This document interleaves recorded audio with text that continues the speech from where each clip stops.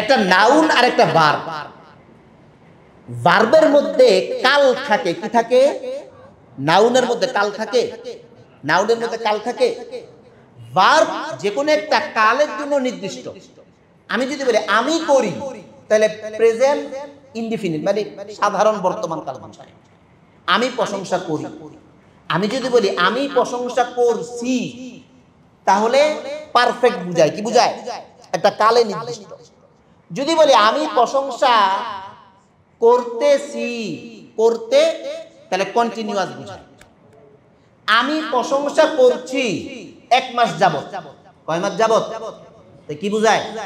আলহামদুলিল্লাহি রাব্বিল আলামিন। আচ্ছা, এখানে এই আয়াতটার অর্থ কি? সমস্ত প্রশংসা আল্লাহর জন্য, সবার জানা আছে। আজকের থেকে যখন আপনি নামাজে সূরা ফাতিহা পড়বেন, এতক্ষণ তো আমি যেগুলো বললাম গল্পের মতো করে আপনার ব্রেনে আছে। আপনি এটা ব্রেনে রাখবেন, সমস্ত প্রশংসা আল্লাহর জন্য। এই জায়গায় আল্লাহ হামদুন শব্দ ব্যবহার করেছেন। প্রশংসা বোঝানোর জন্য আরবিতে আরো শব্দ আছে। আচ্ছা, আপনারা বলেন না ভাই শুকরিয়া, শুকরিয়া বলেন না? কিছু করলে ভাই শুকরিয়া, শুকরিয়া মানে কি? প্রশংসা। মাদহুন অর্থ কি? প্রশংসা। তাহলে প্রশংসার আরবি আমরা কয়টা পেলাম? হামদুন, মাদহুন, শুকর। আচ্ছা, রাস্তাতে একটা ডিএম, কি মনে হয় দামি গাড়ি, কি কয় ডিএমডব্লিউ নাকি, সুন্দর গাড়ি। তো আপনি গাড়িটা দেখে গাড়ির মালিককে বললেন, বাহ চমৎকার গাড়ি আপনার। কি গাড়ি? চমৎকার। আপনি কি করছেন বলেন তো? প্রশংসা। কি করছেন? প্রশংসা। আপনি কিন্তু কৃতজ্ঞতা প্রকাশ করেন নাই। কি প্রকাশ করেন নাই? কৃতজ্ঞতা আর কৃতজ্ঞ আর প্রশংসা, কৃতজ্ঞতা আর প্রশংসা দুইটা এক জিনিস না, খেয়াল করেন। আপনি গেছেন, আপনার বোনের একটা বাচ্চা হয়েছে, খুব ফুটফুটে সুন্দর, মাশাআল্লাহ তোমার বাচ্চাটা খুবই সুন্দর। কি প্রকাশ করছেন? হ্যাঁ, প্রশংসা, কৃতজ্ঞতা প্রকাশ করেন।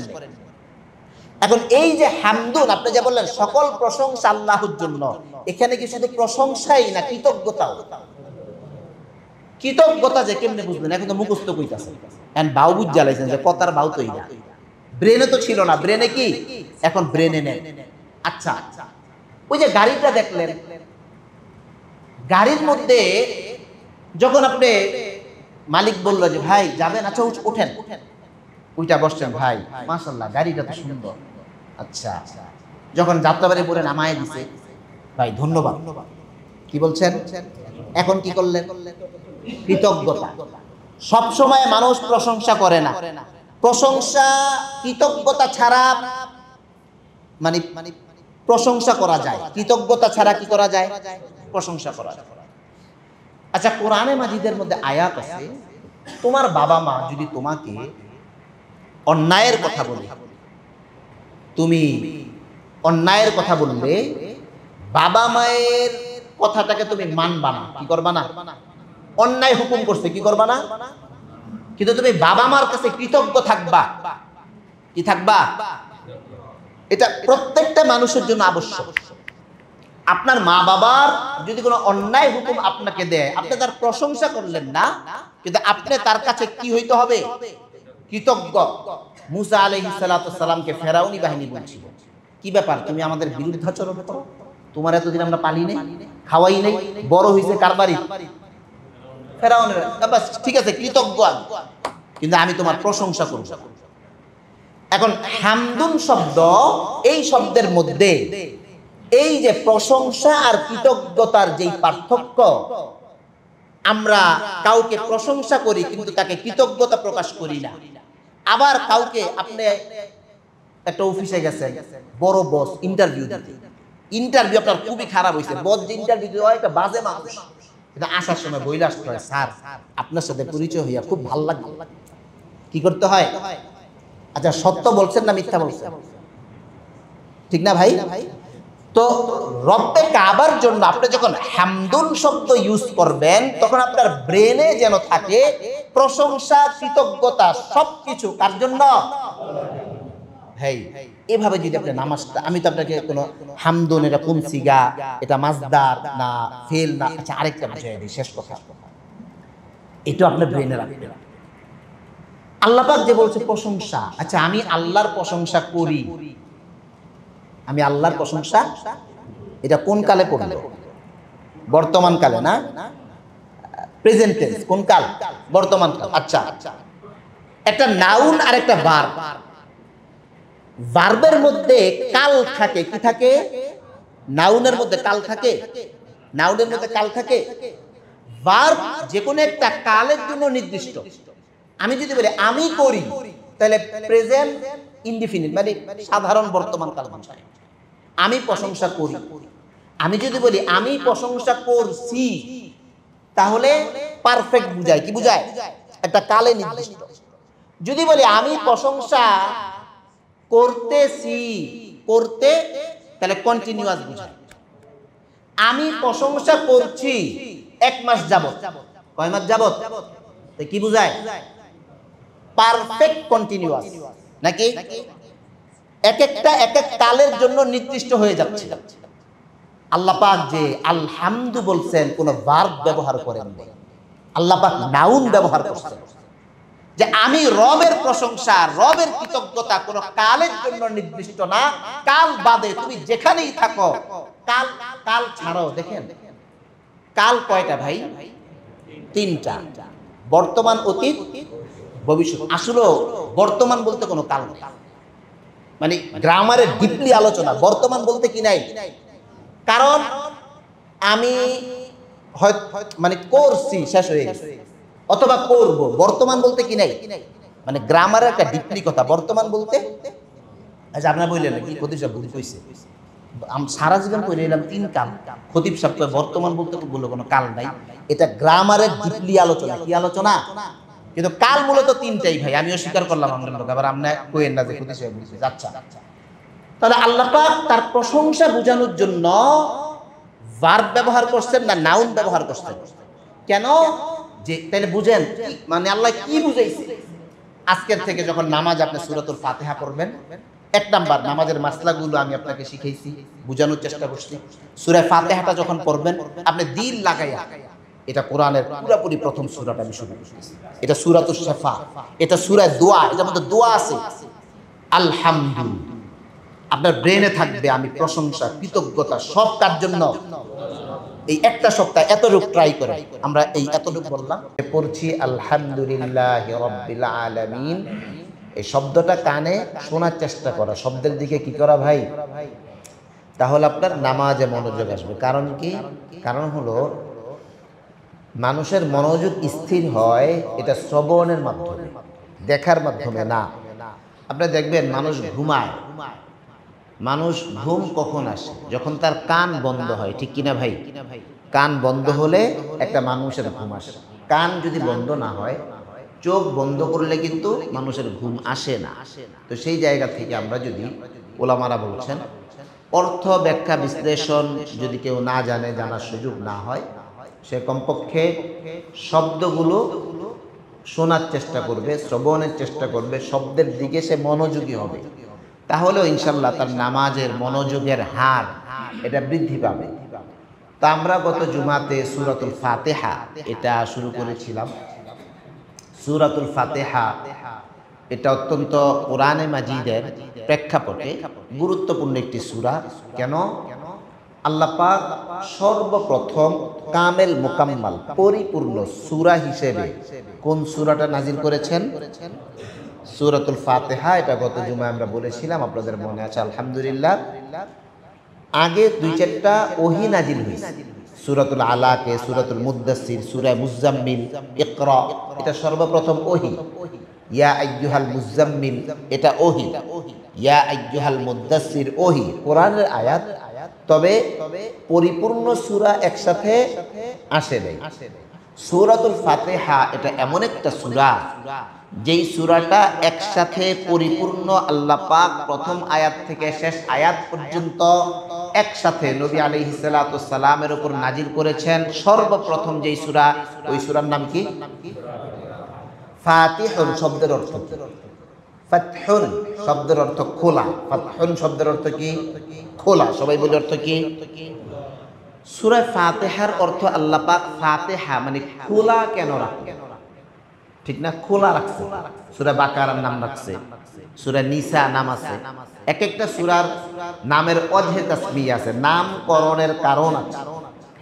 সূরাতুল ফাতিহা এটা ফাতহুন খোলা যে আল্লাহ পাক রাখছেন, এই জন্য রাখছেন। সূরা ফাতিহাকে নিয়ে যদি কেউ চিন্তা গবেষণা করে, সূরা ফাতিহাকে নিয়ে যদি কেউ ভাবে, তো পুরা কোরআন মাজিদ তার জন্য ধীরে ধীরে খুলে যাবে। সুবহানাল্লাহ পড়েন। সূরা ফাতিহাকে নিয়ে যদি আপনি ভাবেন, তো 30 পারা কোরআন এটা আপনার কাছে ধীরে ধীরে কি হয়ে যাবে? বলে হুজুর আমি তো ভাবার সময় পাই না। ঠিক আছে ভাই, কমপক্ষে এখানে আমরা 45 মিনিট 1 ঘন্টা সময় দিচ্ছি। এখন মনোযোগী হই, এখন ভাবেন, এখন চোখ কান খোলা রাখেন। এই উসিলায় আল্লাহ পাক আপনার পুরা কোরআনে মাজিদ খোলার পথ সুগম করে দিবেন।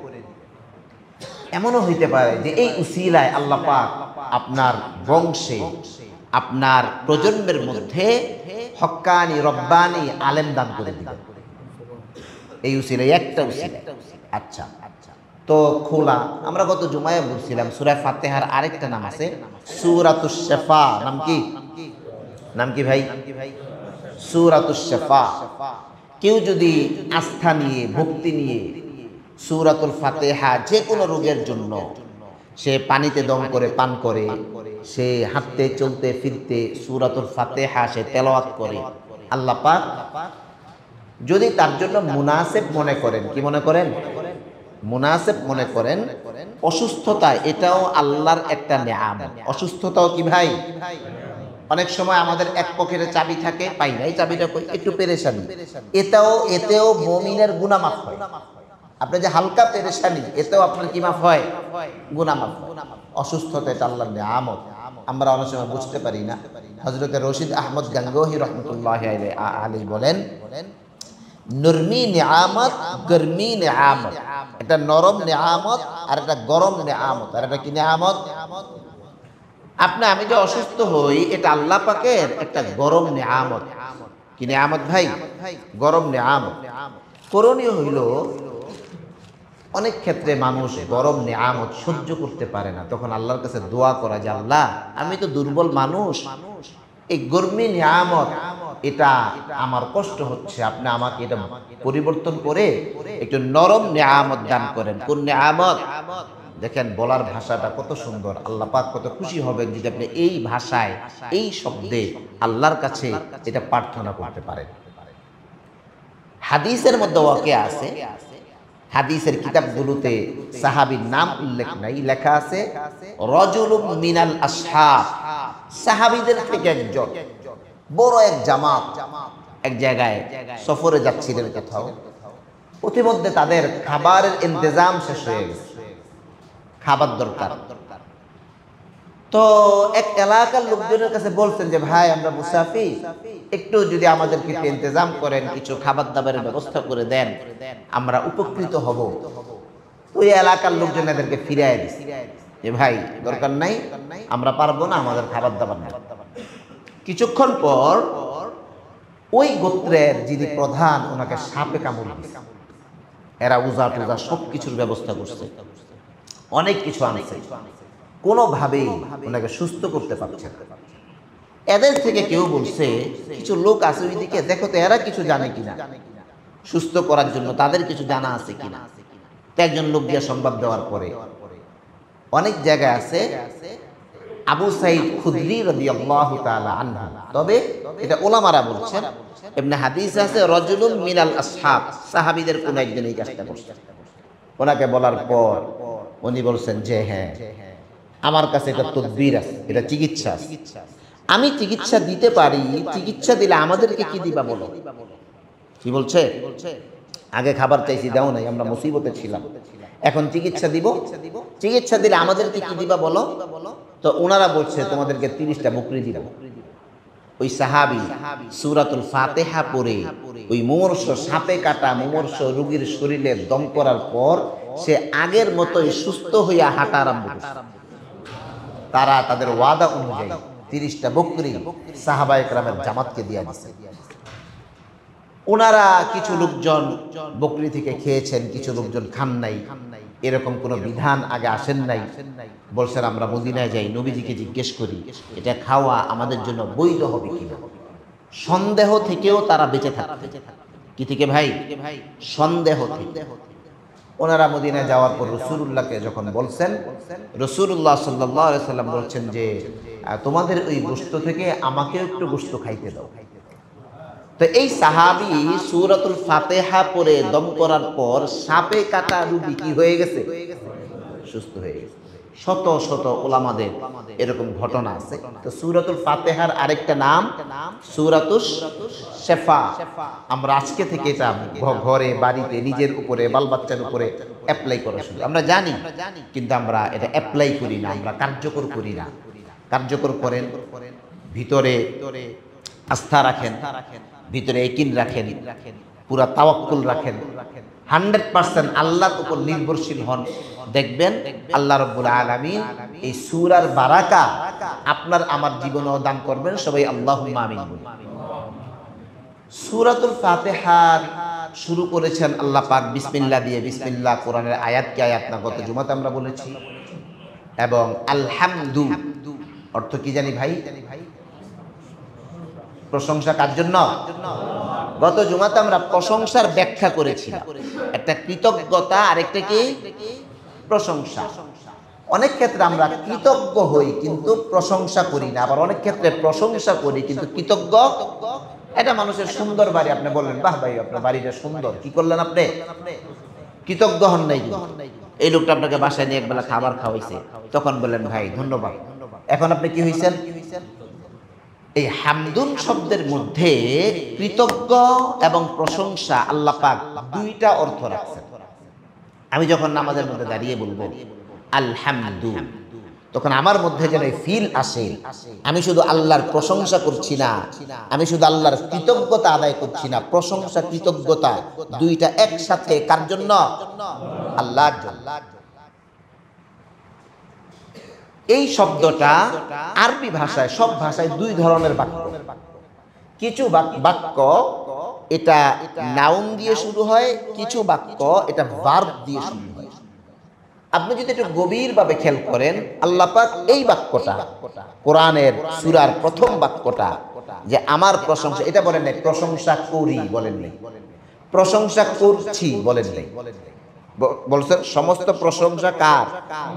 আচ্ছা বলতেছি তো আমি, ঠিক না? তো আল্লাহর প্রশংসা বলার চাইতে আমাদের এমন মনে হয় ঠিক আমি বলতে, ঠিক আছে আমি সমস্ত প্রশংসা আল্লাহর জন্য করতেছি, এটা বলা আমাদের কাছে মনে হয় বেশি ভালো মনে হয়। সমস্ত প্রশংসা আল্লাহর জন্য করতেছি, কিন্তু আল্লাহ পাক এখানে এমন বলেন নাই। কেন বলেন নাই? ভাষাবিদদের কাছে এক এক ভাষায় কাল একরকম না।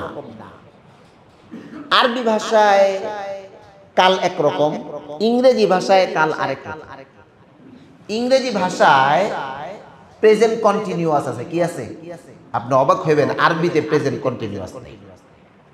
ইংরেজিতে প্রেজেন্ট কন্টিনিউয়াস বোঝানোর জন্য আলাদা স্ট্রাকচার আছে। আলাদা কি আছে ভাই? প্রেজেন্ট কন্টিনিউয়াস এক স্ট্রাকচার বোঝায়, আর প্রেজেন্ট ইনডিফিনিট এটা আরেক স্ট্রাকচার লাগে, ঠিক নেই? আমি যদি বলি আমি যাই, তো বলতে হবে আই গো, আমি যাই। যে আমি যাচ্ছি, এটা কি হবে? I am going. Structure change হয়ে গেছে। আশ্চর্যের বিষয় হইল আরবি ভাষায় আমি যাই, আমি যাচ্ছি, এটা বোঝার জন্য একটা স্ট্রাকচার, দুইটা কি নাই? স্ট্রাকচার নাই। ইংরেজিতে যেরকম প্রেজেন্ট পারফেক্ট কন্টিনিউয়াস আছে না একটা, আমি 2 বছর যাবত যাচ্ছি, I have been going for 2 years, ধরে 2 বছর যাবত যাচ্ছি। আরবি ভাষায় না এরকম কোন স্ট্রাকচার নেই। গেল একটা। তাহলে আমরা এখান থেকে কি বুঝলাম? আবার দেখেন, বাংলা ভাষায়, ইংরেজি ভাষায় ফার্স্ট পারসন আছে, সেকেন্ড পারসন আছে, আর একটা কি পারসন আছে? আশ্চর্যের বিষয় আরবি ভাষায় সেকেন্ড পারসন বলতে কোনো পারসন নেই। কি নাই? ফার্স্ট পারসন, সেকেন্ড পারসন, মানে ওয়াহেদ, তাসনিয়া, জমা। তো এক একটা ভাষার মধ্যে ভাষাবিদদের কাছে এই পার্সনে চেঞ্জ হয়, কালে চেঞ্জ হয়।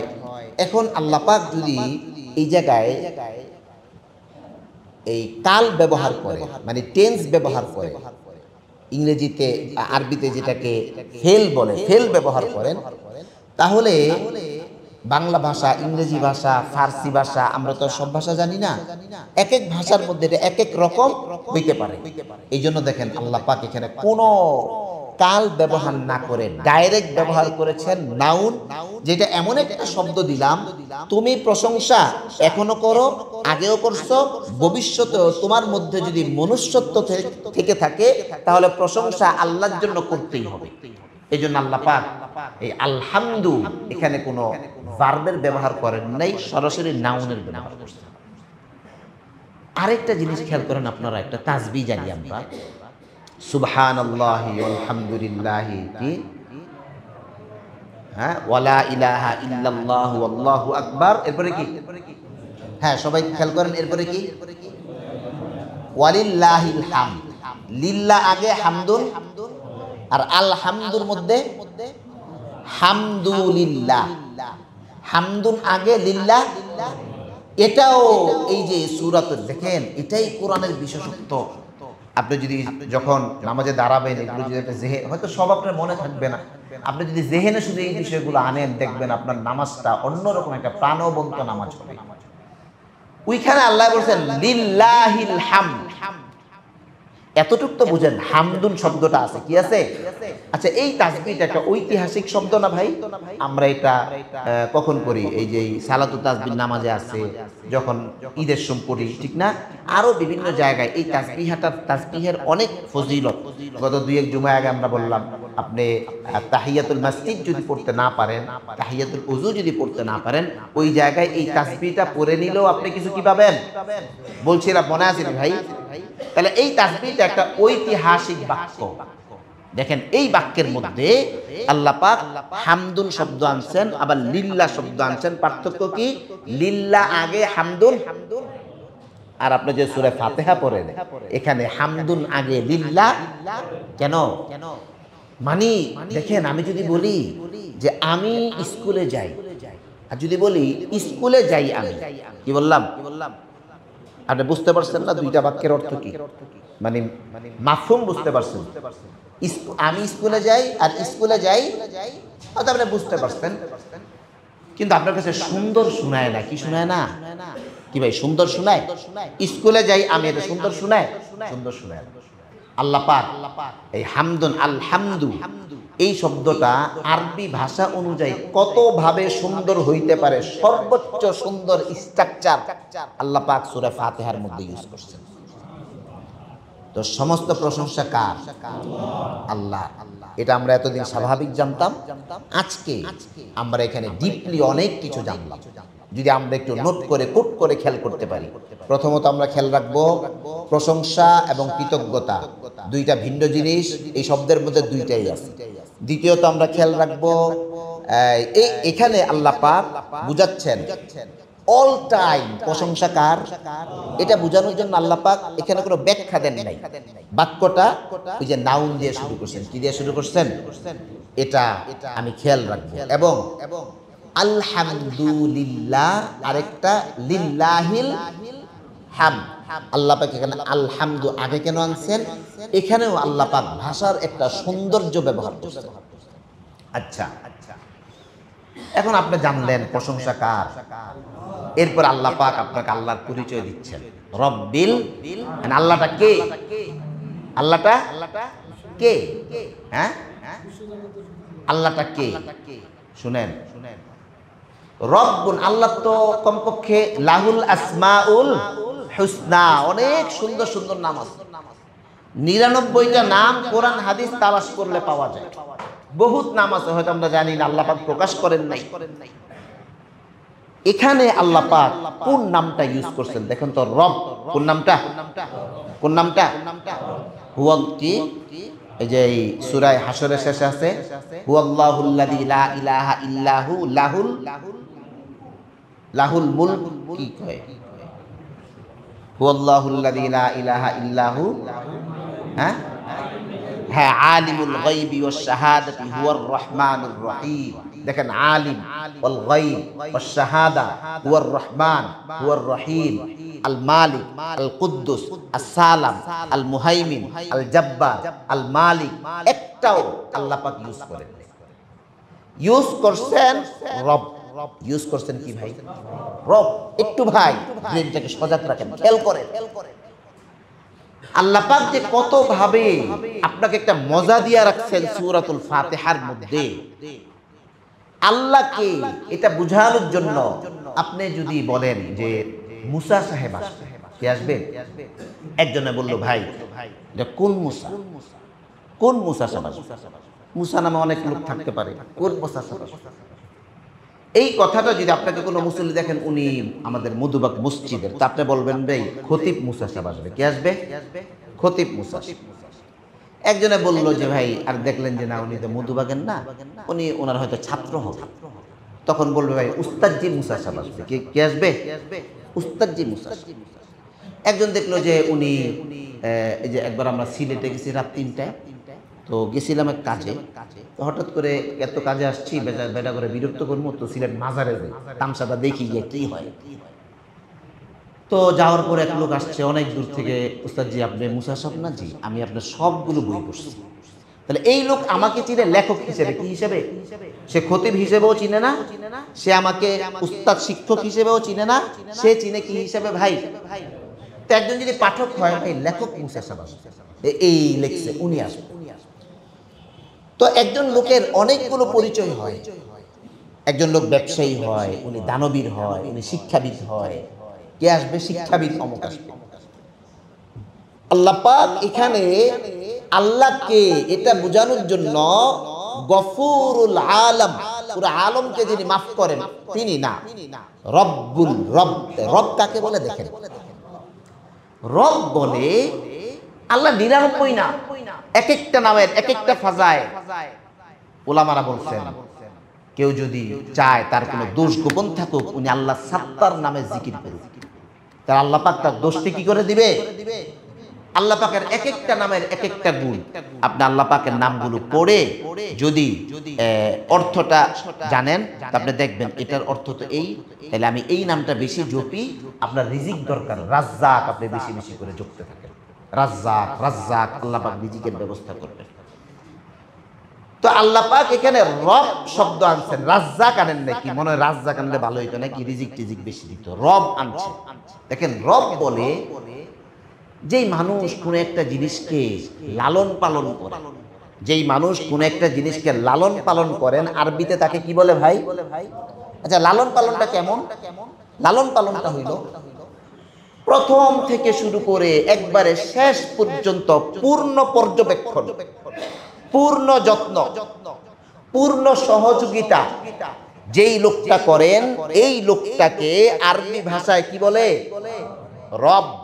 আপনি দেখেন, আপনাকে আমাকে আল্লাহ পাক একবারে বাবার রেহেম থেকে শুরু করে, বাবার মানে পিঠ থেকে শুরু করে মায়ের রেহেম পর্যন্ত, দুনিয়াতে আনা পর্যন্ত আপনি বড় হচ্ছেন, আর আপনার মায়ের মহব্বত, আপনার মহব্বত মায়ের ভিতর থেকে কমে যাচ্ছে। আপনি ছোট ছিলেন, মায়ের মহব্বত আপনার ভিতরে আল্লাহ পাক দিয়ে রাখছেন। আপনার রিজিক, আপনার চলাফেরা সবকিছু একমাত্র কার পর্যবেক্ষণে হচ্ছে? আল্লাহ। আবার উনি কেমন, এটার মধ্যে আরো অর্থ আছে, একটা না। আপনার একটা বাড়ি আছে না ভাই, আপনি একটা জিনিসের কি মালিক, একটা বাড়ির মালিক।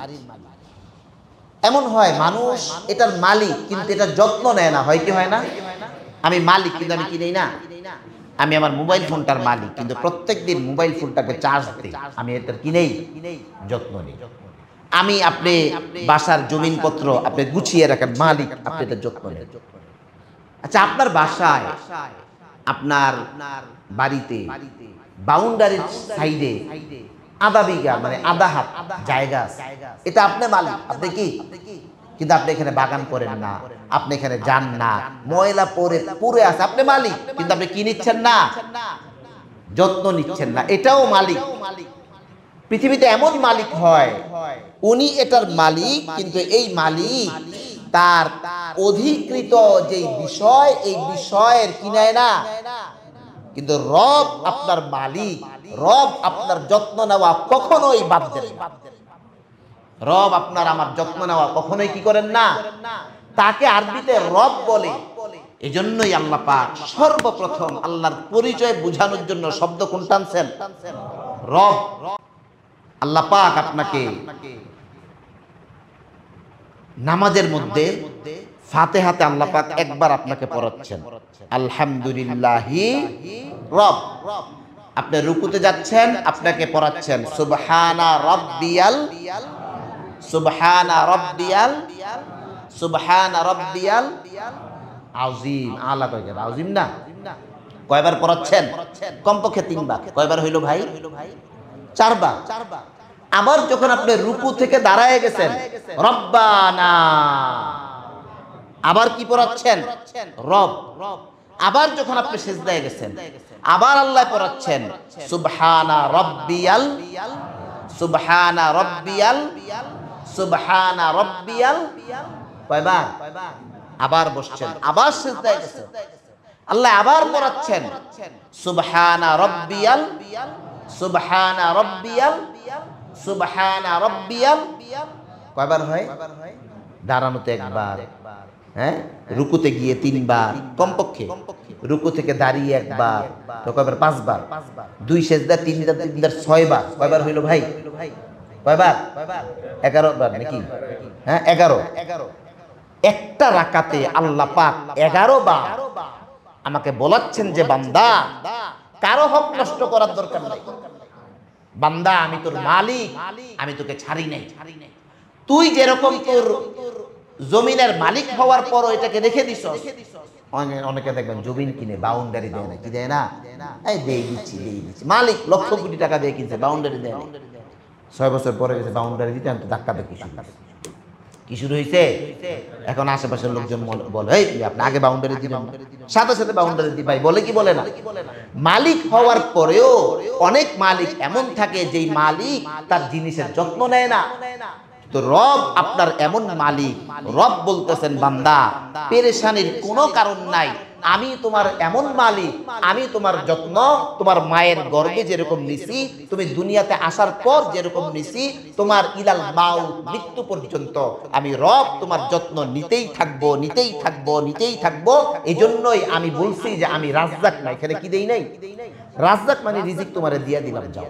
আর রব মানি হার দম আমি তোমাকে পর্যবেক্ষণ করব।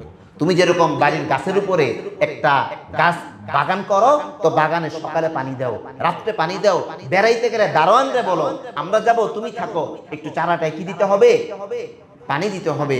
অনেক মানুষ পোষ্য প্রাণী পালে, সে বেড়াইতে গেছে তো প্রাণীটাকে সাথে করে নিয়ে গেছে। আপনি একুরিয়ামের মধ্যে একটা মাছ পালেন, আপনি সকালে খাবার দেন, আপনি বিকালে খাবার দেন, কোথাও গেলে খেয়াল রাখেন যে এই মাছের খাবারটা কে দিবে, ঠিক কিনা ভাই? আপনি আমি এটার খেয়াল যেভাবে রাখি, রব আপনার খেয়াল ওইভাবে রাখেন।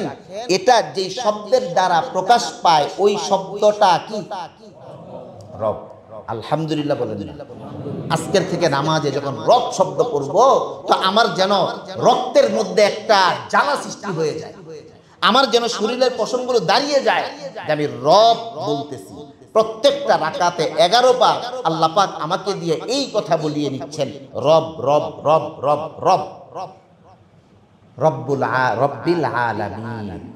মুফাসসিরিনে কেরামগণ বলছেন আলম শব্দের একটা অর্থ, ওই যে একজন বললেন যে বিশ্বজাহান, কি জাহান? আলম শব্দের এটাকে আওয়ালিম বলে। কি বলে? আলম শব্দের আসল অর্থ হইল আমি তোমাদের পালন কর্তা, প্রজন্মের পালন কর্তা। কিসের? দেখেন আমরা একটা প্রজন্ম একভাবে জীবন যাপন করতেছি, ঠিক না ভাই? আমাদের বাবারা আরেকভাবে জীবন যাপন করছে। আপনি বনি ইসরাইলের যুগে যান, আরেকভাবে জীবন যাপন করছে।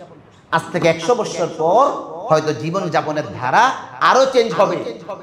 এই যতগুলো জীবন যাপনের ধারা চেঞ্জ হবে, যত সংস্কৃতি চেঞ্জ হবে, যত উত্থান পতন হবে, যত টেকনোলজি আসবে, রব বলেন এই সকল টেকনোলজি কার হাতে? এটাকে আলম বলে। এটাকে কি বলে? আলম বলে, আলামিন। আলহামদুলিল্লাহি রব্বিল। তাহলে আমরা যদি ব্রেনে অর্থটা নেই যে সকল প্রশংসা, সকল কৃতজ্ঞতা, প্রশংসা যত ধরনের হতে পারে আল্লাহ পাক এই শব্দের মধ্যে টেন্স ব্যবহার করেন নাই, আল্লাহ পাক না ভার্ব ব্যবহার করেন নাই, আল্লাহ পাক নাউন ব্যবহার করছেন। আল্লাহ পাক তার পরিচয় দিয়েছেন, আমি রব। রব মানি আল্লাহ আমার যত্ন নেন, রব মানি আল্লাহ আমাকে পর্যবেক্ষণ করে, রব মানি আল্লাহ পাক আমার মালিক। আমি যেখানেই থাকি, যেভাবেই থাকি, আমি যেরকম কোনো কিছুর মালিকানা এক সময় ছেড়ে দেই, রব আমার কি ছাড়েন না, আমার যত্ন ছাড়েন না, উনি রব। তা আলহামদুলিল্লাহ রব্বিল, মনে থাকবে ভাই ইনশাআল্লাহ। নামাজে খেয়াল করতে পারবো তো? আমি পরীক্ষা নেব, কেউ যদি বলতে পারে যে হুজুর এই সূরার খোলাসা এই বলছেন, হ্যাঁ রে, বিশাল পুরস্কার দিব ইনশাআল্লাহ। কি দিব? ভালো পুরস্কার দিব। প্রয়োজন আমরা খাতা কলম নিয়ে আসবো, খাতা কলমে লিখবো কোন শব্দের কি অর্থ বলতেছে, ভালো পুরস্কার দিব ইনশাআল্লাহ, যদি আল্লাহ তৌফিক দেন। আর রহমান, নামাজে বলি না আমরা আর রহমান নির রহিম, যে উনি রহমান, উনি রহিম। রহমান মানে দয়ালু, রহিম মানেও কি? আচ্ছা দেখেন, আল্লাহ দুইটা শব্দ আনছেন। কি আনছেন? রহমান। কেন আনছেন? রহমান অর্থ দয়ালু। এই শব্দের মধ্যে তিনটা অর্থ আছে। কয়টা অর্থ?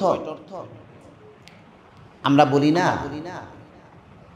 অ্যাডজেক্টিভ থাকে, কি থাকে ভাই, কি থাকে? অ্যাডজেক্টিভ থাকে না? যেমন ধরেন গ্রেট, গ্রেট এটা একটা কি? অ্যাডজেক্টিভ। অ্যাডজেক্টিভের আবার একটা প্রকার থাকে ডিগ্রি। আপনার গ্রেট, গ্রেটার, গ্রেটেস্ট, ঠিক না? এক একটার মধ্যে অর্থের আধিক্যতা পাওয়া যায়। গ্রেট, ঠিক আছে ভাই তুমি গ্রেট। তো যখন আপনি কম্পারেটিভ ডিগ্রি বলবেন গ্রেটার, তখন ভাই 2, 4, 5 জনের থেকে তুমি কি ভালো। গ্রেটেস্ট বলবেন একবারে অল রুম, অল মসজিদ, অল মধুবাগ, অল বাংলাদেশ সবচাইতে তুমি কি? সবচাইতে তুমি গ্রেটেস্ট। দেখেন এই যে ইংরেজি যারা বুঝেন আলহামদুলিল্লাহ, এই ডিগ্রি বলার সাথে সাথে আপনার ব্রেনে শব্দের কি চলে আসছে? তারতম্য চলে আসছে। দেখেন আরবিতে যখন রহমান বলে, রহমান, তো রহমান হইল ওই ইংরেজির গ্রেটেস্ট, সুপারলেটিভ ডিগ্রি। সবচাইতে তুমি কি? কম্পারেটিভ ডিগ্রির পরেরটা কি? Superlative degree. সবচাইতে তুমি কি? সবচাইতে দয়ালু। আচ্ছা কখন? এখনই। দয়ালু কখন? আপনি অফিসে গেছেন, যাওয়ার সময় আপনার ওয়াইফ বলছে, এই কালকে কিন্তু বেতন দিতে হবে, বাচ্চার কি দিতে হবে, আর টেনশন নিও না, আজকে স্যারে চেক দিয়ে দিবেন।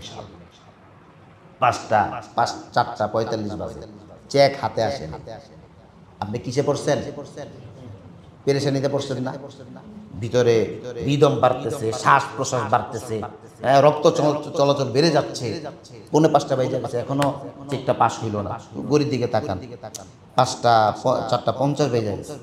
পাশের আপনার কলিগ, উনি বলতেছে, ভাই টেনশন নিও না, স্যারে তো লোক ভালো, দিয়ে দিবে। স্যারে কি ভালো? স্যারে তো লোক ভালো, কিন্তু এখন তো আপনার জন্য ভালো হচ্ছে না। আপনার দরকার এখন ভালো। আপনার কি দরকার ভাই?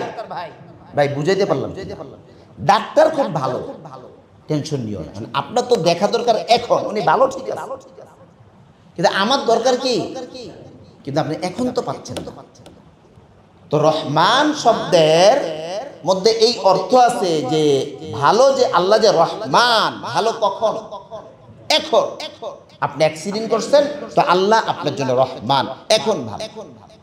আপনি কোটিপতি হইছেন, তো আল্লাহ পাক আপনার জন্য রহমান, এখন ভালো। আপনার মেয়ের বিয়ে হচ্ছে না, আল্লাহ পাক আপনার জন্য রহমান, এখন ভালো। তো একটা অর্থ কি গেল? বলেন না, এখন। আরেকটা অর্থ আছে সর্বোচ্চ রহমান। কি রহমান? কি রহমান বলেন? সর্বোচ্চ ভালো, সর্বোচ্চ দয়ালু। ওনার থেকে দয়ালু দুনিয়াতে হয়তো কেউ আপনাকে বলবে, ফাঁকিবাজি আপনি করবে না। আরেকটা অর্থ আছে, আল্লাহ পাকের এই দয়াটা শেষ হয়ে যায়। খুব খেয়াল করেন, আল্লাহ পাকের এই দয়াটা কি হয়ে যায়? আল্লাহ পাক আপনার উপরে রহমান। এটা কখন? কখন? আপনার যখন দরকার, দুনিয়ার জীবনে যখন দরকার, এখনই আল্লাহ পাক আপনার জন্য কি রহমান। কতটুকু রহমান? কথা কয় না, কতটুকু? খাতা কলম লইয়াইতে বললাম, বুঝেন না কতটুকু রহমান? সর্বোচ্চ। আরেকটা কি বললাম? এই রহমানটা শেষ হয়ে যায়, এই দয়াটা কি হয়ে যায়?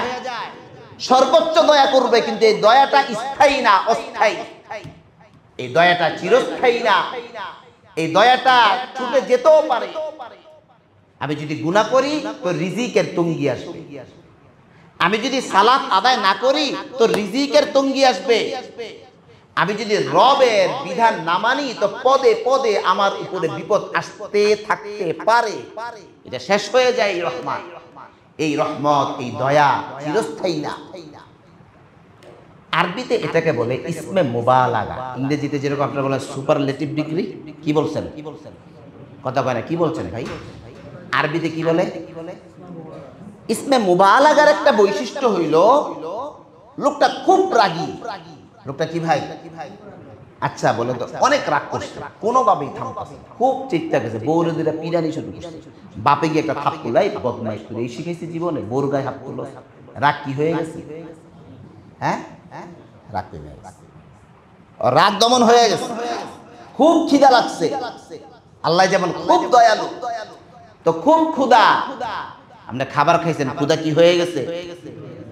খুব আনন্দিত, দুর্ঘটনা ঘটছে, আনন্দ কি হয়ে গেছে?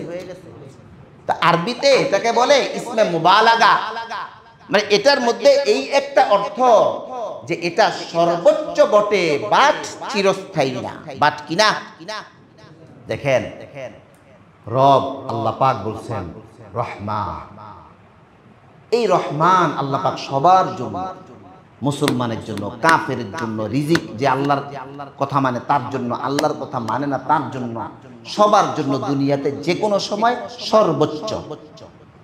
তবে রহিম, এটা আল্লাহ পাক ময়দানে হাসরে স্রেফ, এখানে কোনো ইসমে মুবালাগা নাই, এখানে কোনো সুপারলেটিভ ডিগ্রি নাই, এখানে জাস্ট এটা একটা ইসমে সিফাত বলে, মানে অ্যাডজেক্টিভের একটা শব্দ।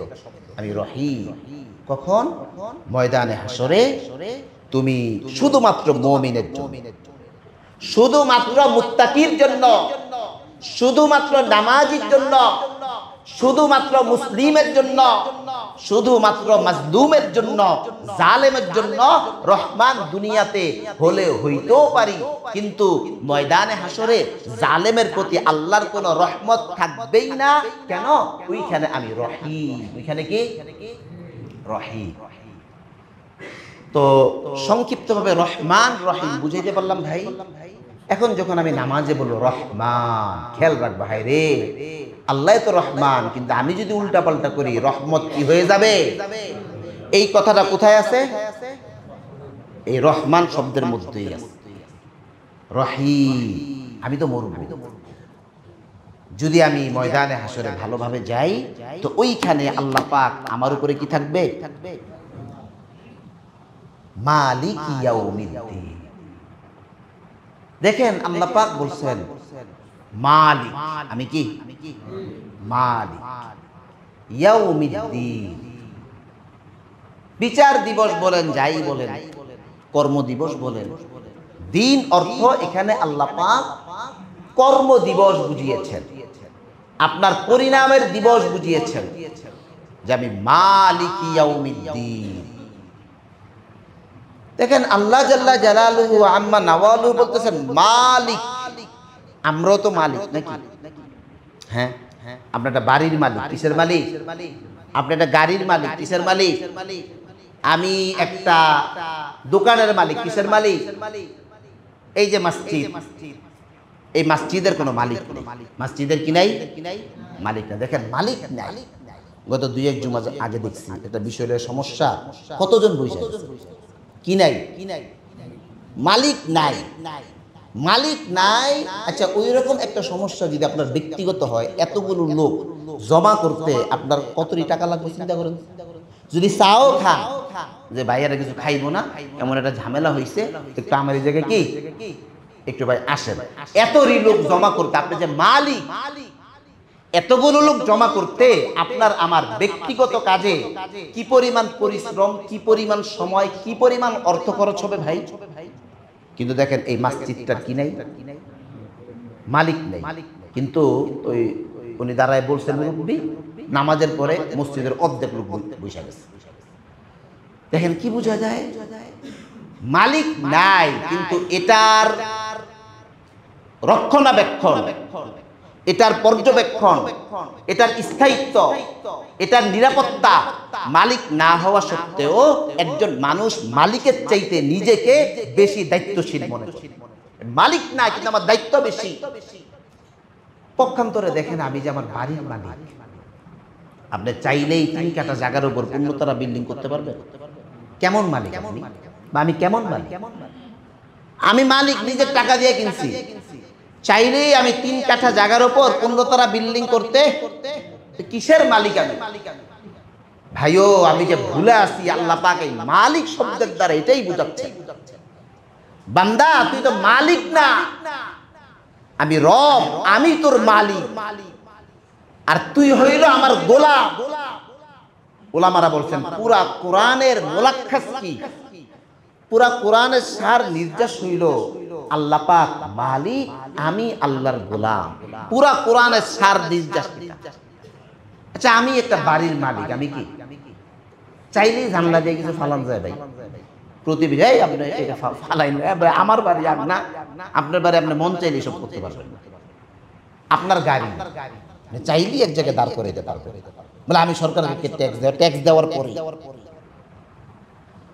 তো বোঝা গেল দুনিয়াতে আমি যেগুলো মালিক মালিক মালিক মালিক বলে আমি যুক্তেছি, মূলত একটু যদি আমরা চোখ কান খোলা রাখি, আমি মূলত এটার কিনা মালিক। আমার হাত, এই হাতের মালিক মূলত আমি না। এটা রহমানে রহমত করার কারণে এই হাত আপনার, আল্লাহ পাক অল টাইম পর্যবেক্ষণ করতেছে, যার কারণে আমার হৃদম চলতেছে। 1 সেকেন্ডের জন্য যদি রব তার পর্যবেক্ষণ সরায় নেয় তো আপনার আমার শ্বাস বন্ধ হয়। 1 সেকেন্ড শ্বাস বন্ধ হয়ে যাওয়ার পরের পরিণাম কি ঘটবে? পরের পরিণাম ঘটবে আপনার আমার জন্য যখন সকালবেলা আমার মৃত্যু হয়, তো আমার ওয়াইফের চিৎকারে আকাশ বাতাস ভারী হয়ে যাচ্ছিল, আমার সন্তানের চিৎকারে আকাশ বাতাস ভারী হয়ে যাচ্ছিল, কেউ খাইতে বসে না, সবাই হায় হুতাশ। সময় যাচ্ছে, চিৎকারের মাত্রা কমে আসতেছে। জোহরের সময় কাফন দাফন, তো চিৎকারের মাত্রা কমে আসছে। আসরের সময় যখন আমাকে দাফন করে আসবে, আমি তো মালিক ছিলাম, দাফন করে আসার পর আমার যে সন্তান সারাদিন মুখে কিচ্ছু নেয় নাই, কিচ্ছু খায় নাই, আমার যে ওয়াইফ সারাদিন কিচ্ছু খায় নাই, আসরের সময় যখন আমাকে দাফন করে আসবে তো পাশের বাড়ি থেকে গরুর গোশত দিয়া ভাত পাঠায়, পাশের বাড়ি থেকে সুন্দর করে তেলাপিয়া মাছ রান্না করে খাবার পাঠায় দিছে, পাশের বাড়ি থেকে বিরিয়ানি পাঠায় দিছে। আপনার আমার ওই সন্তানটা আসরের সময় দাফন করে এসে তো গরুর গোশত দিয়া পাশের বাড়ির পাঠানো ভাত খুব মজা করে খাইতে থাকবে। এই ভাত সকালে দেন, সে খাবে না। এটা সন্তানের দোষ না, এটা রব এই নিজাম এভাবেই করছে। পরের দিন সকালে হয়তো সন্তান কবরে যাবে, আপনার আমার কবরের মাটি শুকাইতে থাকবে, আর সন্তানের দিল থেকে পিতার মহব্বত কমতে থাকবে। আপনার আমার কবরের উপরে ঘাস উঠতে থাকবে, তো সন্তানের পিতার কথা মনে করাইয়া দিতে হবে, তোমার আব্বার জন্য একটু দোয়া করবা না, তোমার আম্মার জন্য একটু দোয়া করবা না। তো রব বলে বান্দা মালিক মালিক বলে যেগুলো চিৎকার করতেছ, আসলে তোমার মালিকানা কিছুই না। মালিকানা কি না ভাই? আল্লাহ পাক মালিক পর্যন্ত আমাদেরকে বুঝবার তৌফিক দান করেন। নামাজে যদি আপনি একটু মন দিল লাগাইয়া খেয়াল করেন, আশা করি আপনার নামাজের একাগ্রতা আগ্রহ বাড়বে কি বাড়বে না ভাই?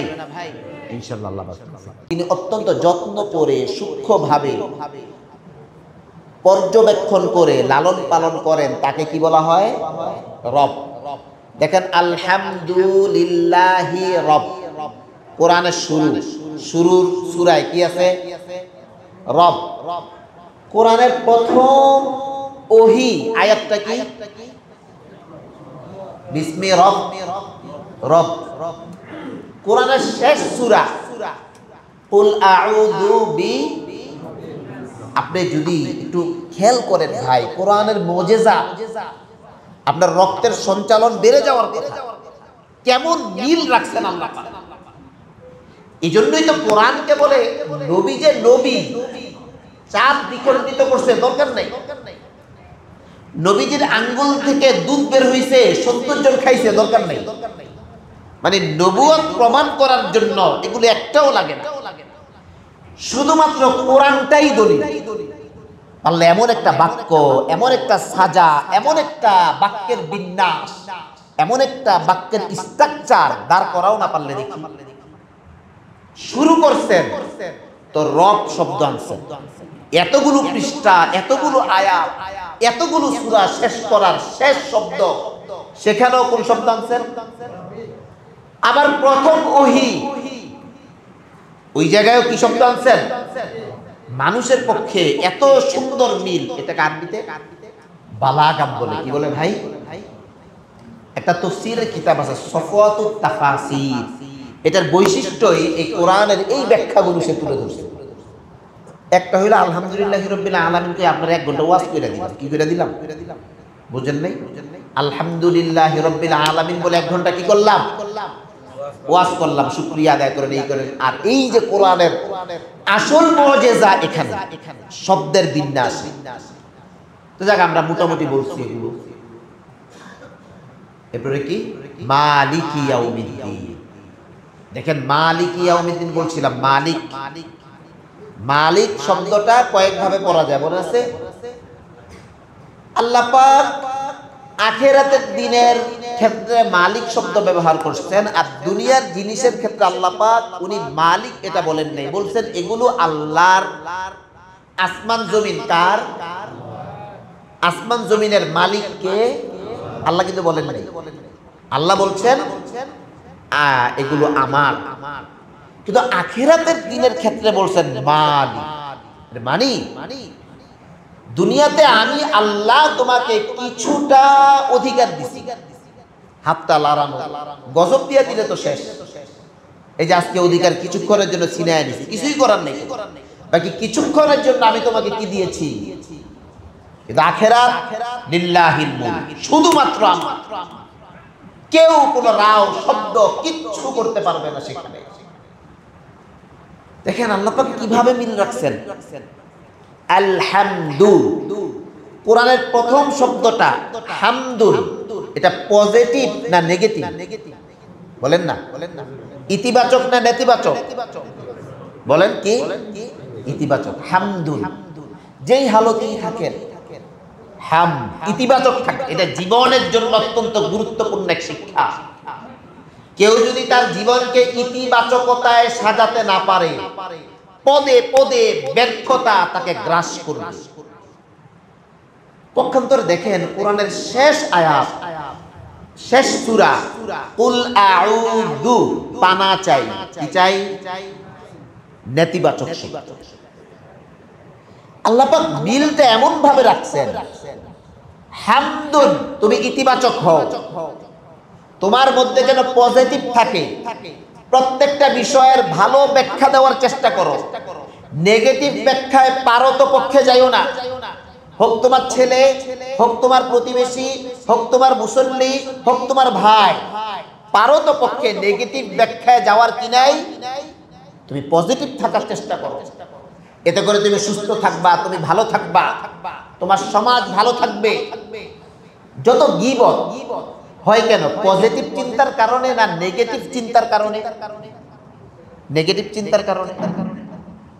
একটা মানুষ কষ্ট পায় না, আপনি যাচ্ছেন রাস্তা দিয়ে, আপনার বড় ভাই আপনাকে একটা কটু কথা বলছে, এই তুই এমন করলি বলে বড় ভাই ভুলেই গেছে, কিন্তু আপনি এটা সারা রাত মনে রাখছেন।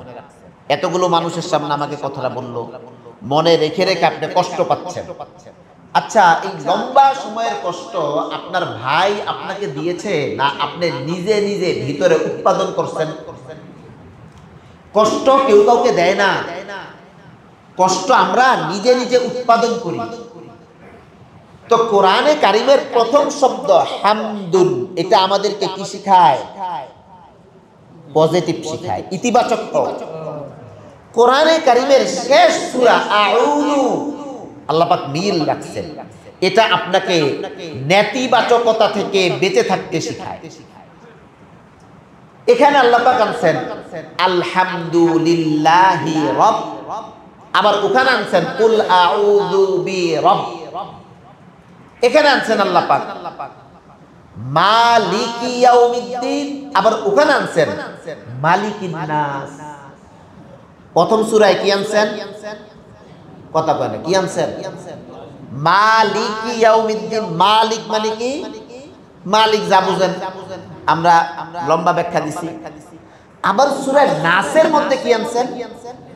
মালিকিন নাস। ওখানে আপনি কোরআন শরীফ খুলে দেখবেন মালিক এখানে লিখতে যেরকম মিম আলিফ জবর মা লামজের লি তারপরে কাফ, কিন্তু মালিকিন নাস এটা মিম লাম কাফ একসাথে। তাহলে মালিক কাকে বলে আর মালিক কাকে বলে? ভাইও খেয়াল করছেন কি? এখানে আনছে আল্লাহ পাক কি মালিক কি ইয়াউমিদ্দিন, আর ওইখানে আনছেন কি মালিক। মালিকি কোনো টান নাই। আল্লাহ পাক এমন ভাবে মিল রাখছেন পবিত্র সূরা ফাতিহার সৌন্দর্য, পুরো কোরআনই তো সৌন্দর্য। সূরা ফাতিহার সৌন্দর্য এত বেশি, আল্লাহ পাক মালিক, যে দেখো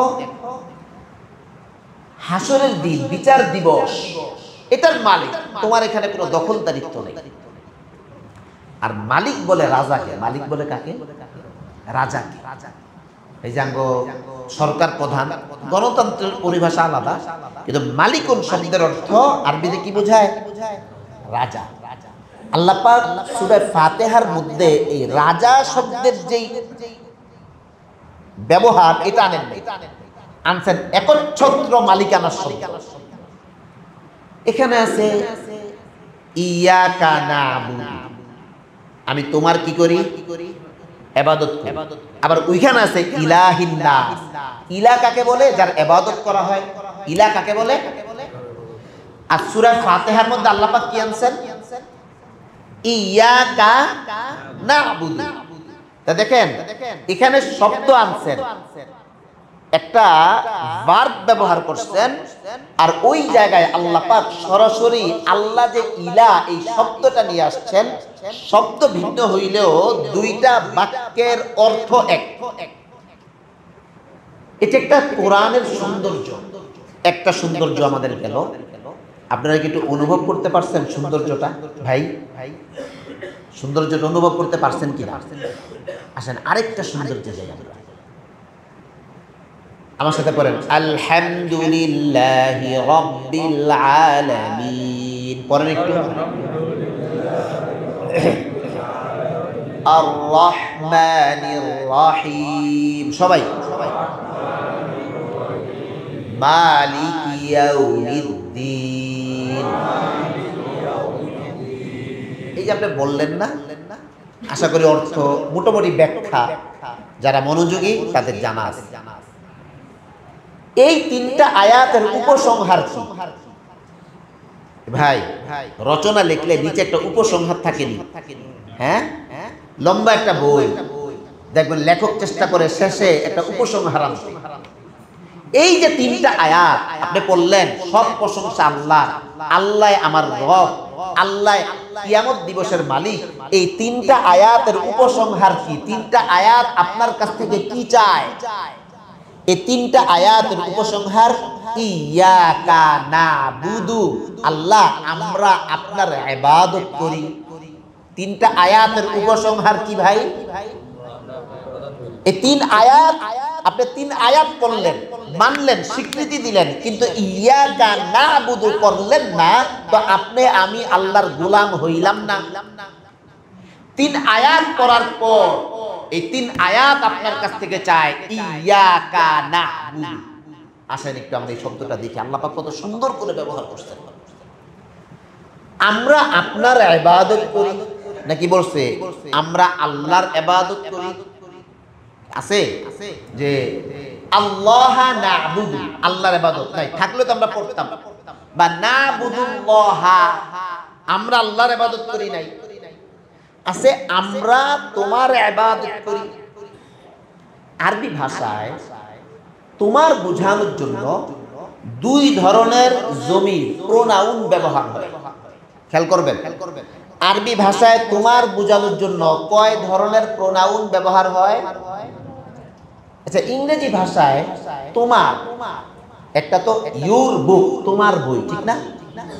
বা দেয়ার বুক, তাদের বইগুলো, এটা একটা তোমার। আর আরেকটা আমি তোমাকে মারছি, যেটা অবজেক্টিভ প্রোনাউন, সাবজেক্টিভ প্রোনাউন না, অবজেক্টিভ কি প্রোনাউন, অর্থাৎ একটা কাজ একজনের উপর পতিত হয়।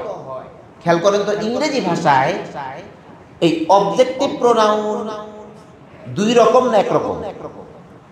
ভাই একটু ব্রেন খোলা না রাখলে কিন্তু আপনি বুঝবেন না।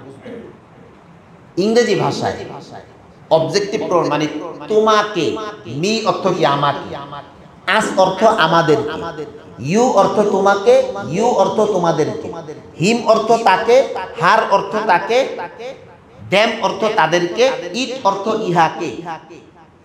আচ্ছা, ইংরেজি ভাষায় এই যে আমি বললাম মি অর্থ আমাকে, আস অর্থ আমাদেরকে, ইউ অর্থ তোমাকে, ইউ অর্থ তোমাদেরকে, হিম অর্থ তাকে, হার অর্থ তাকে, দ্যাম অর্থ তাদেরকে।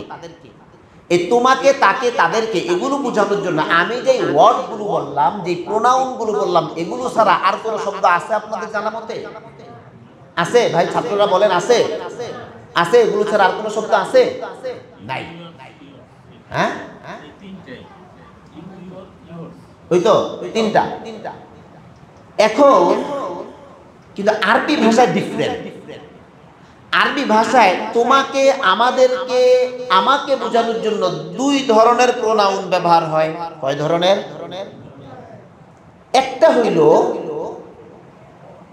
ভার্বের সাথে মিল্লাস, যেমন আমি বললাম না বুদু কা, কা মানে আল্লাহ, আমি আপনার ইবাদত করি। এটা প্রথম স্ট্রাকচার, বাক্যের প্রথম স্ট্রাকচার কি?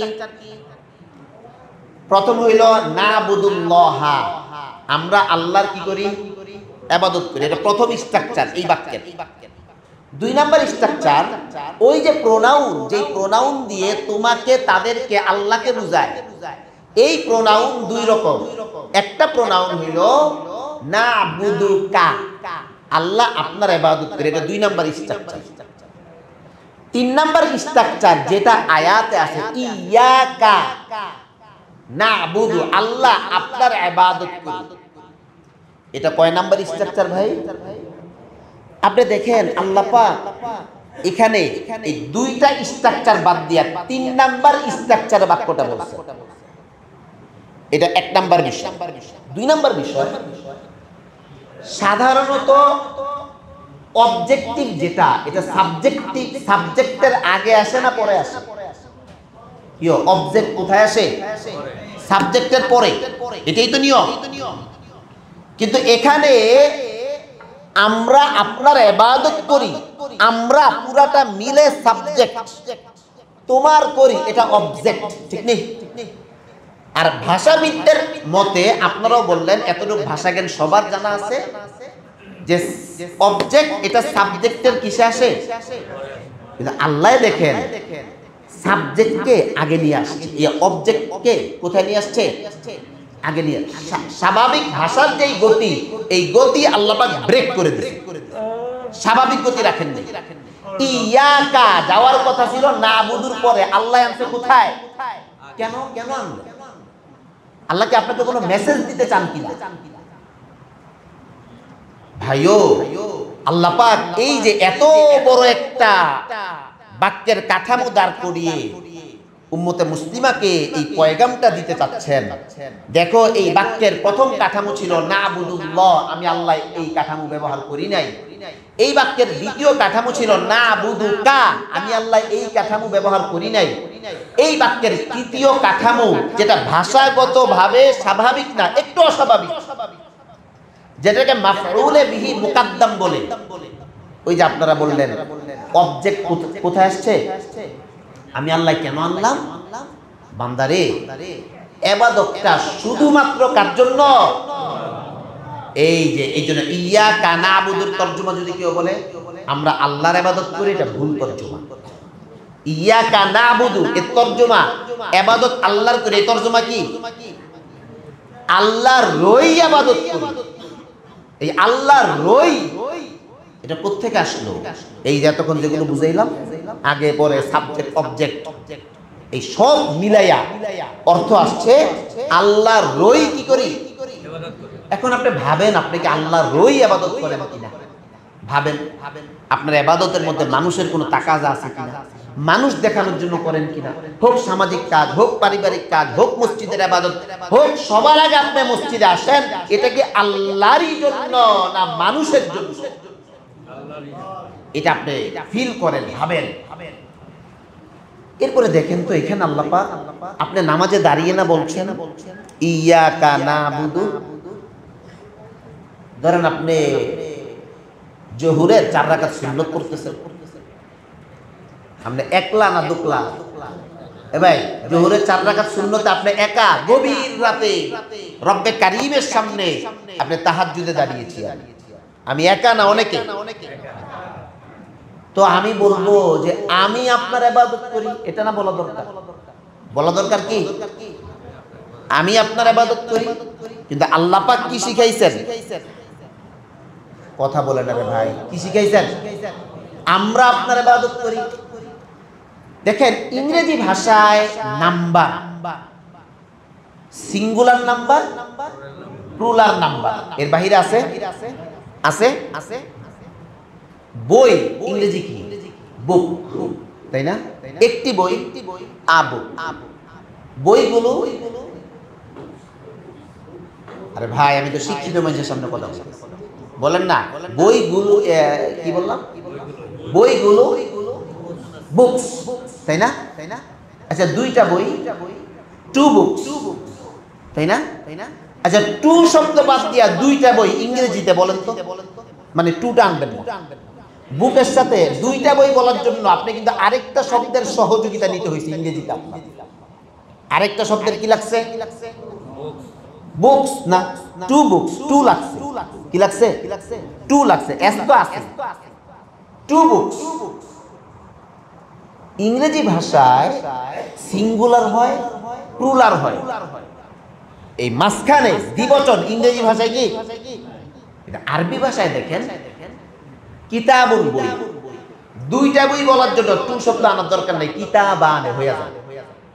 তাহলে ভাষা সমৃদ্ধ কোনটা? যেটাতে বেশি শব্দ লাগে না যেটাতে কম শব্দ লাগে? দেখেন আল্লাহ পাক কত সুন্দরভাবে ভাষার মানে অলংকার কোরআনে কারিমের মধ্যে যে ব্যক্ত করছে। এই জন্য তো আমরা বলি ভাই বেশি পাকনামি ভালো না। বেশি পাকনামি কিনা? কত কিছু আছে কোরআন হাদিসের মধ্যে। এই যে আমি যে আপনাদেরকে মাসাইল বলছি, এটা আমার দাবি, এই এজাজত কোনো মুসল্লির নাই। আমার মাসালা শুনে কোন আলেমকে আপনি কখনোই কাউন্টার দিবেন, এই এজাজত আমার পক্ষ থেকে কি নাই। আপনি একজন আলেম একটা মাসলা বলছে, আপনার মনে হয়েছে না খতিব সাহেব অন্যভাবে বলছে, আপনি একজনকে বললেন ভাই এটা তো এমন না, কইতে শুনছেন। আপনার দৌড় সর্বোচ্চ কোন পর্যন্ত? কোন পর্যন্ত? কথা বলেন, হ্যাঁ? আপনার দৌড়টা সর্বোচ্চ কোন পর্যন্ত? হ্যাঁ, খতিব সাহেব পর্যন্ত নাকি? এর উপরে তো দৌড় নাই রে ভাই, অথবা অমুক আলেম পর্যন্ত। এই জন্য কোরআন হাদিসের কত সুন্দর ব্যাখ্যা। তো আল্লাহ পাক এখানে কেন আনলেন? আপনি বলতেছেন একা, কিন্তু আল্লাহ আনছেন কি বহু বচন। কেন? আর ইংরেজি ভাষায় দ্বিবচন হয়। মুফাসসিরিনে কেরামগণ এটার ব্যাখ্যা দিয়েছেন যে কোরআনের উপরে এসকাল, যে আমি বলতেছি একা, কিন্তু আল্লাহ পাক আমাকে দিয়ে বলাচ্ছেন কি আমরা। আমি তো তাহাজ্জুদ নামাজ একা পড়তেছি। ধরেন আপনি একটা এমপির বাসায় গেছেন, এমপির বাসায় যাওয়ার পর আপনি গেছেন এক লোকে, কিন্তু এমপি কে সংবাদটা পাঠাইছেন, গিয়া বলবা আমরাই। কি বলবা? আচ্ছা বলেন, তখন আপনি একা, কিন্তু আপনার একটু সম্মান বেড়ে যাবে না?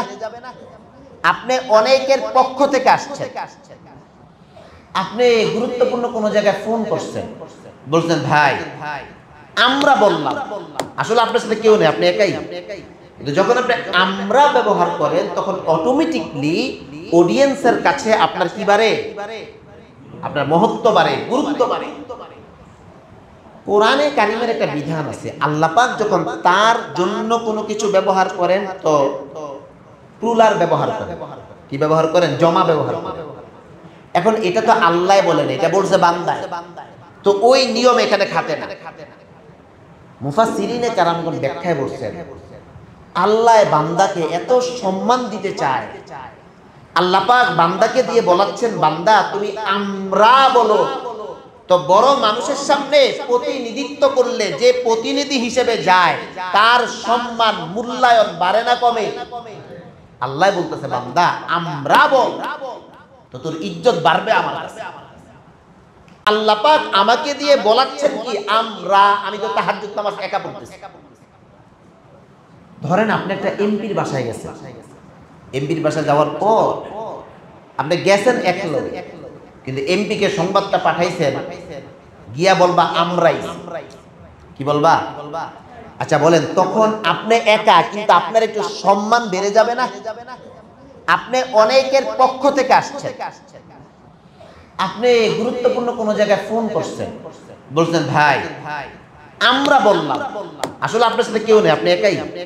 কিন্তু যখন আপনি আমরা ব্যবহার করেন তখন অটোমেটিকলি অডিয়েন্সের কাছে আপনার কি বাড়ে, আপনার মহত্ব বাড়ে, গুরুত্ব বাড়ে। কোরআনে কারিমের একটা বিধান আছে, আল্লাহ পাক যখন তার জন্য কোনো কিছু ব্যবহার করেন তো প্লুরাল ব্যবহার করেন। কি ব্যবহার করেন? জমা ব্যবহার করেন। এখন এটা তো আল্লাহ বলেন, এটা বলছে বান্দা, তো ওই নিয়ম এখানে খাটে না। মুফাসসিরিনে কেরামগণ ব্যাখ্যায় বলছেন, আল্লাহ বান্দাকে এত সম্মান দিতে চায়, আল্লাহ পাক বান্দাকে দিয়ে বলাচ্ছেন, বান্দা তুমি আমরা বলো। তো বড় মানুষের সামনে প্রতিনিধিত্ব করলে যে প্রতিনিধি হিসেবে যায় তার সম্মান মূল্যায়ন বাড়ে না কমে? আল্লাহ বলতেছে, বান্দা আমরা বল, তো তোর ইজ্জত বাড়বে আমার কাছে। ইয়াকা নাস্তাঈন, আমরা আপনার কি চাই? সাহায্য। গত জুমায় আমরা একটু বলেছিলাম যে দেখেন, সাহায্য চাওয়ার অনেকগুলো শব্দ আরবিতে আছে। প্রত্যেকটা নামাজ আপনি বলতেছেন আল্লাহ আপনার সাহায্য চাই, আল্লাহ আপনার সাহায্য চাই, প্রত্যেকটা নামাজ। শব্দে শব্দে অর্থ আপনার মনে না থাকলেও ওয়াজটা মেমোরিতে ঢুকায় রাখেন, পুরা বয়ানটা মেমোরিতে ঢুকায় রাখেন। আমি যখন নামাজে বলি ইয়াকা নাস্তাঈন, আল্লাহ আপনার কি চাই, এটা কোন সাহায্য? এটা হলো ওই সাহায্য যেই সাহায্যটা আপনার কাজ শেষ, আপনি একটা বোঝা উঠাইতে পারতেছেন না, অনেক চেষ্টা করছেন, এখন আপনার দ্বারা উঠানো কি হচ্ছে না, তখন বললেন যে তাওফিক ভাই একটু ধরেন তো ভাই। আর আরেকটা হইলো আপনি দাঁড়ায় রয়েছেন, ধরেনও না, তাওফিক ভাই এখন ভাই বুঝার একটু আমার মাথায় উঠাই দেন তো ভাই। দুই সাহায্য চাওয়ার মধ্যে পার্থক্য আছে না নাই? ইয়াকা নাস্তাঈন হলো বান্দা তুই আমার কাছে সাহায্য চা, কিন্তু তোর সর্বোচ্চটা করার পর আমি রবের কাছে চা, তোর সর্বোচ্চটা তুই শেষ কর। ওয়া তাওয়াক্কাল আলাল্লাহ, সব করার পর আল্লাহর দিকে তাকায়। আমাদের সমস্যা, আমরা আল্লাহর কাছে সাহায্য চাই, কিন্তু আমি আমার পক্ষ থেকে সর্বোচ্চটুকু করার চেষ্টা করি। আমি আমার কি নাই শুধু এটা দেখি, আমার কি আছে এই দিকে আমার নজর যায়। আজকের থেকে আমরা দৃষ্টিভঙ্গি পাল্টাই, আজকের থেকে আমার কি নাই এই চিন্তাটা আমি করব না, আমি চিন্তা করব আমার কি আছে। আমার দুইটা ছেলে আছে, যে কথা শুনে না, ঠিক আছে, অনেকের তো একটা ছেলেও নেই, আমার তো আছে। আমি আমার কিডনি একটু দুর্বল, ফুসফুসটা তো ভালো আছে, আমার ফুসফুস একটু দুর্বল, স্ট্রোক একবার করছি আমি, যে এখনো তো আমি চলতেছি। অনেকে তো একবার করেই কবরে।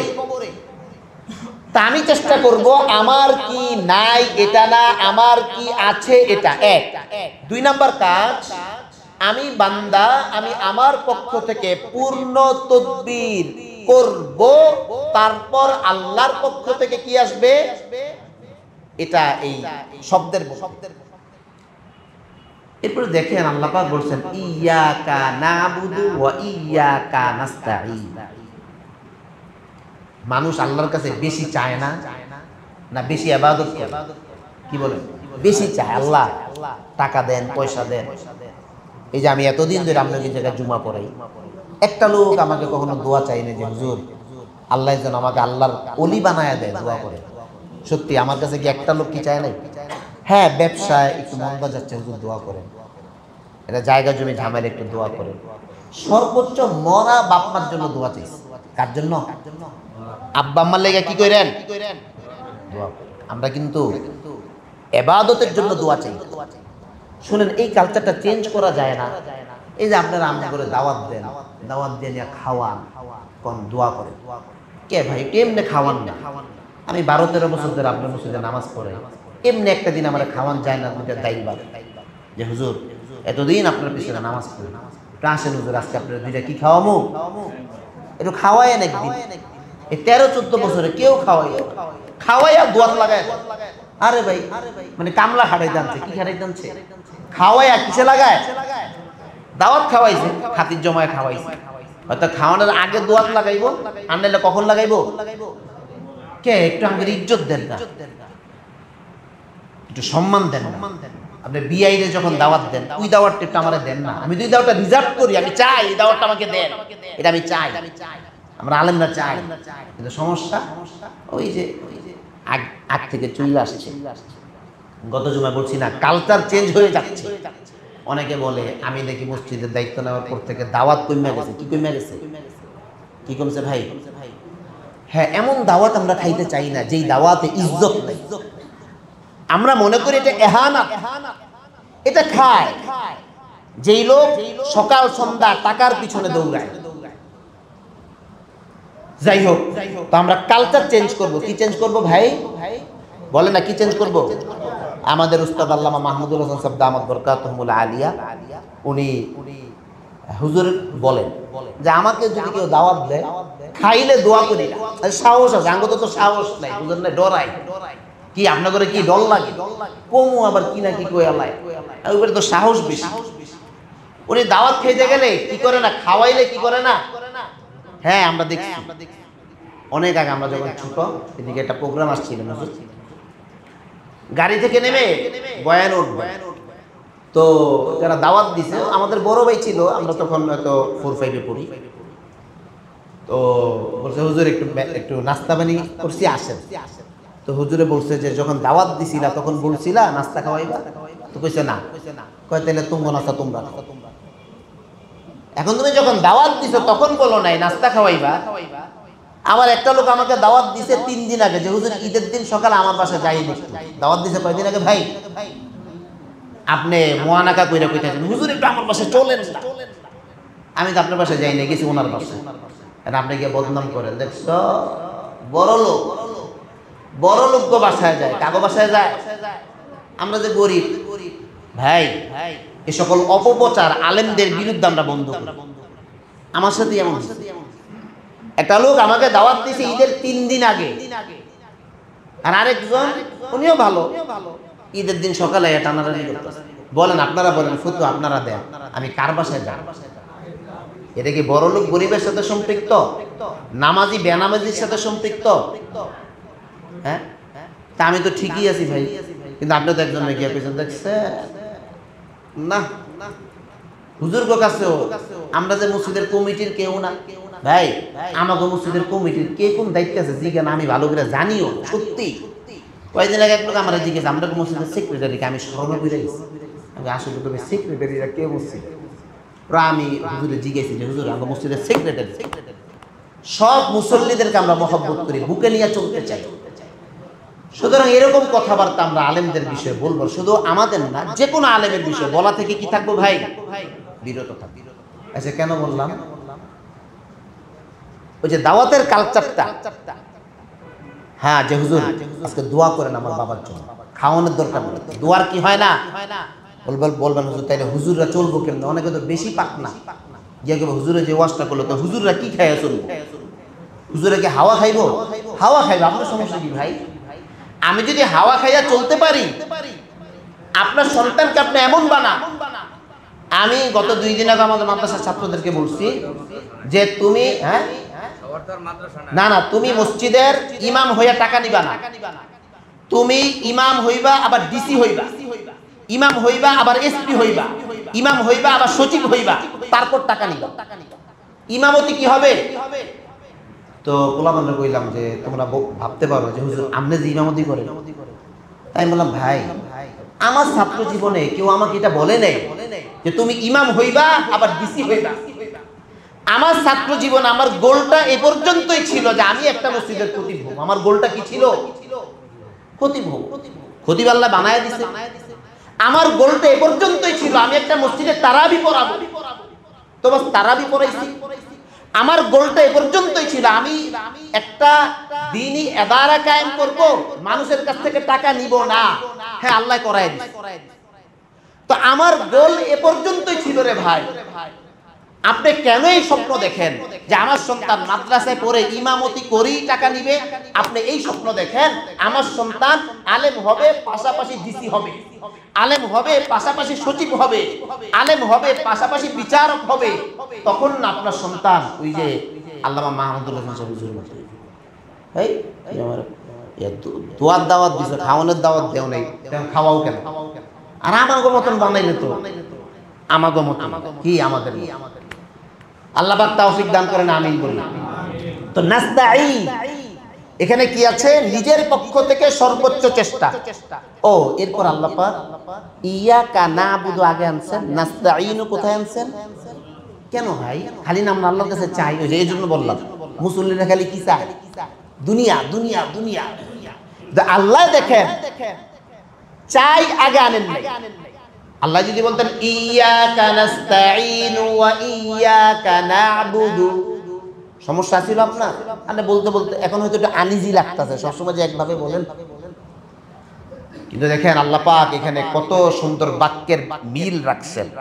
আল্লাহ পাক বুঝাইছেন যে বান্দা আগে তোমার ইবাদত, আগে তোমার আখিরাত ঠিক রাখতে গিয়ে যদি দুনিয়া নিঃশেষ হয়ে যায় তো যা, আমি আল্লাহর কাছে চাইছো তো, যদি তোমার জন্য কল্যাণকর মনে করি তো দিব, যদি কল্যাণকর মনে না করি তো আস্থা রাখো। ওয়া তাওয়াক্কাল আলাল্লাহ, আমি আল্লাহ কাউকে ঠকাই না, আমার প্রতি আস্থা রাখো।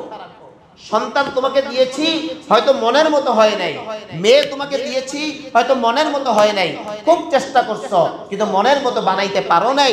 তোমার ভাই হয়তো তোমার সাথে 2 নাম্বারই করছে, তুমি কিচ্ছু করো নাই জীবনে, তোমার জীবনটা একবারে সাদা কাপড়ের মতো সলিড একটা জীবন, তারপরেও মানুষ তোমাকে কষ্ট দেয়, তোমার বিরুদ্ধে লাগে। বান্দা হতাশ হইও না, আগে ইবাদতে মনোযোগ দাও, তারপর দোয়া করতে থাকো, আমি তোমাকে কামিয়াব করবই, হয়তো এই দুনিয়ায় নয়তো ওই দুনিয়ায় কামিয়াব তুমি হবাই। এজন্য আল্লাহ পাক আগে ইয়াকা না'বুদু আনছেন, তারপরে কি আনছেন ভাই? ওয়া ইয়াকা নাস্তাঈন। সুতরাং আমরা ইবাদতে মনোযোগী থাকবো, ঠিক আছে তো ইনশাআল্লাহ? আল্লাহ পাক এই আয়াতের রিদমটা আমাদেরকে বুঝবার তৌফিক দান করুন। অল্প একটু সময় আছে, আরেকটা শব্দে যাই আমরা, ইহদিনা। শব্দটা কি? দেখেন একটা জিনিস, সূরা ফাতিহার 2টা স্তর আমাদের শেষ হয়ে গেছে। আরবি ভাষায় 2 ধরনের বাক্য, কিছু বাক্য নাউন দিয়ে শুরু হয়, কিছু বাক্য ভার্ব দিয়ে শুরু হয়। খেয়াল করেন কিছু বাক্য কি দিয়ে শুরু হয়, কিছু বাক্য কি দিয়ে শুরু হয়? ভার্ব। আলহামদুলিল্লাহি রাব্বিল আলামিন এই বাক্যের শুরু নাউন। আর রহমানির রহিম এই বাক্যের শুরু নাউন। মালিক ইয়াউমিদ্দিন এই বাক্যের শুরু নাউন। দেখেন এই 3টা বাক্য আল্লাহর সাথে সম্পৃক্ত। কার সাথে? আর আরবি ভাষার একটা বিধান হইল, এটা ইংরেজিতেও নাউন দিয়ে যেই বাক্যটা হয়, যেই বাক্যের শুরু নাউন দিয়ে হয়, এই বাক্যটা স্থায়ী বুঝায়। কি বুঝায়? মানে আই এম টিচার, আমি শিক্ষক। তা আপনি কি এটা ভাববেন উনি মনে হয় 2 দিনের লেগেছে? এটা ভাববেন? ভাই তোমার বাবা কি করবে? ব্যবসা করে। ব্রেনে কি যায়? ইলাল বাউ সে কি করবে? ব্যবসা করবে। ভাই তোর আব্বা কি করে রে? তো ভাত খায়। তখন আপনার ব্রেনে কি যাবে? ভাত খাওয়াটা কি শেষ হবে না? হবে না। তোমার আব্বা কি করে ভাই? দোকানে। মানে দোকানে মানে কি? দোকানে কামে আছে। তখন আপনার ব্রেনে কি আসবে? কিন্তু যদি বলে তো আমার বাবাই ব্যবসা করে, মানে ব্যবসায়ী, তখন এই যে বাক্য যখন নাউন দিয়ে, he is a businessman, noun দিয়ে শুরু হয়, প্রোনাউন, ধরেন মুসা ইজ আ খতিব, নাউন দিয়ে যখন শুরু হয় তখন বাক্যটা স্থায়ী হয়। আল্লাহর সাথে যেই বাক্যগুলো সম্পৃক্ত, প্রত্যেকটা বাক্য আল্লাহ পাক শুরু করছেন কি দিয়া? নাউন দিয়া। পক্ষান্তরে দেখেন, ইয়াকা না'বুদু, ইবাদত করা, এটা কি আল্লাহর সাথে না বান্দার সাথে? বান্দা ইবাদত কে করে? এখানে আল্লাহ পাক ভার্ব আনসার, নাস্তাঈন ভার্ব আনসার, ইহদি আল্লাহ, এবার আপনি আমাকে একটা রাস্তা দেখান। আল্লাহ পাক কি আনছেন? ভার্ব আনছেন। অর্থাৎ বান্দার সাথে সংশ্লিষ্ট যেই বাক্য, এই বাক্যগুলোর স্থায়িত্ব কম হতে পারে। আপনি ইবাদত করছেন আবার নাও, এই জন্য আল্লাহ বলছেন যে বান্দা তুই সাবধান, সতর্ক থাকো। ইহদি, আমাকে রাস্তা দেখা। আপনি আল্লাহকে বলছেন যে আল্লাহ আপনার ইবাদত করে আপনার কাছে সাহায্য চাই, এখন আমার একটা রাস্তা দেখান। সিরাতাল মুস্তাকিম, কোন রাস্তা? সিরাত মুস্তাকিম, একটা সহজ রাস্তা। কি রাস্তা? সহজ রাস্তা। খুব নিয়ত ছিল সূরাটা শেষ করতে পারি, আমি খুব সংক্ষিপ্ত করে বলছি, সময় নেই আর বলা যাবে না। আমরা ইনশাআল্লাহ আবার আগামী জুমায় শুনবো ইনশাআল্লাহ। ঠিক আছে তো ইনশাআল্লাহ? সবাই মসজিদে আগে আসবো। মসজিদে কখন আসবো? আরে